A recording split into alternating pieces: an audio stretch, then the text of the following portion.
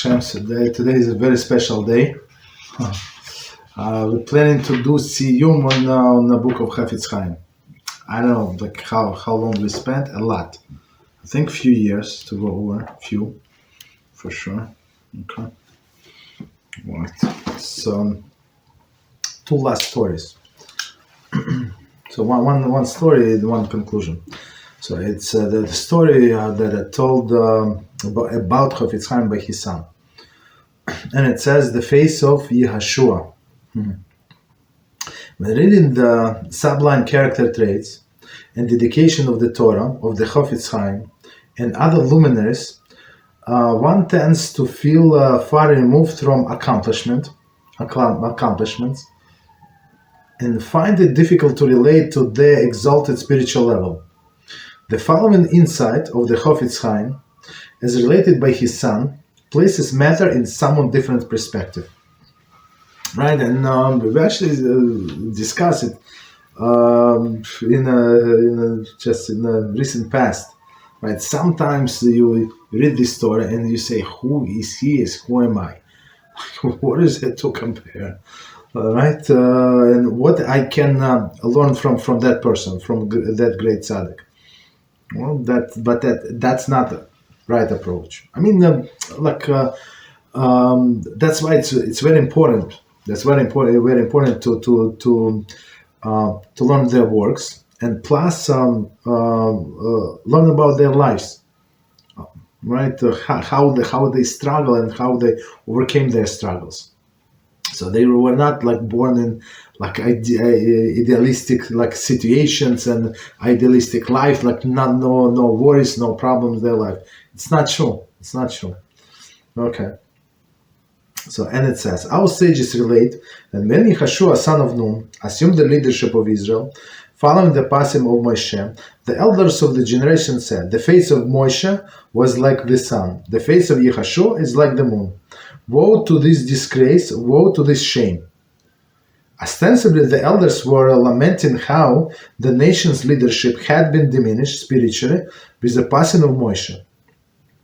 However, if this interpretation is correct, it is difficult to understand why the elders would use the terms shame and disgrace when referring to Yehoshua's leadership. He was, after all, a prophet who was imbued with godly wisdom. My father once offered his own interpretation of this passage by the way of parable. Okay, before we continue to parable. And I mean, it's somewhat embarrassing, right? To say it in the face of Yehoshua, like we have Moshe, and now we have got stuck with you. Okay, maybe like in my mind, not maybe, for sure they got stuck with Yehoshua, but he was chosen by God. So meaning, out of all of these great sages, out of all of the great tzaddikim, he was the most prominent one, the most right person for the position. So why are you complaining, right? So like his face shined like the moon. Okay. So continue. A man. Now Chofetz Chaim gives us a parable. A man was preparing to embark on a faraway journey to the land where the precious gems were mined. He searched for someone in his city. That's famous. In his city. And who would accompany him overseas, and he could find only one volunteer. The two set out to their journey, and were always away from their families and their friends for a number of years. Finally, they returned, carrying with them the fruits of their voyage. The primary voyager came laden with the sacks of gems, while the companion brought with him considerable, though less, wealth. Upon seeing this, those who had refused the man's offer to journey with him became filled with envy toward the one who accompanied him. My father explained, Yehoshua's face did not shine like Moshe's, but it did nevertheless shine like the moon. whose light is a reflection of the sun. The elders look at Yehoshua and express their dismay. We have known Yehoshua since his youth, and since his youth, he was just like us. However, in the years that have passed since then, he has not left his stand of Moshe. Look how his face shines.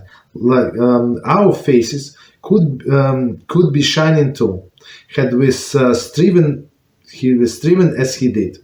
Woe to and shame, woe to our disgrace. So it's a very good parable. Look, I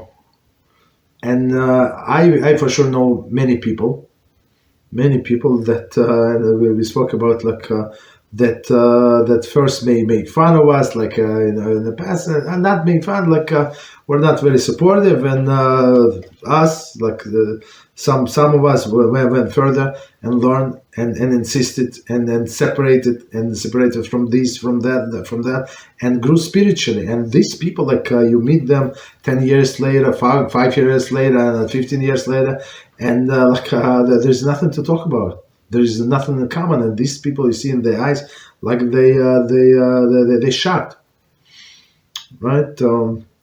So in a sense, they were jealous. These sages were jealous of Yehoshua, that he was not the biggest scholar to begin with, but he got stuck with Moshe, and because of the Moshe, right, he became who he became. It's very interesting. So that's why we have to stick to righteous people, right? And by our associating with righteous people, we also become a little righteous. Of course, we have to work on it, but it's a bigger chance.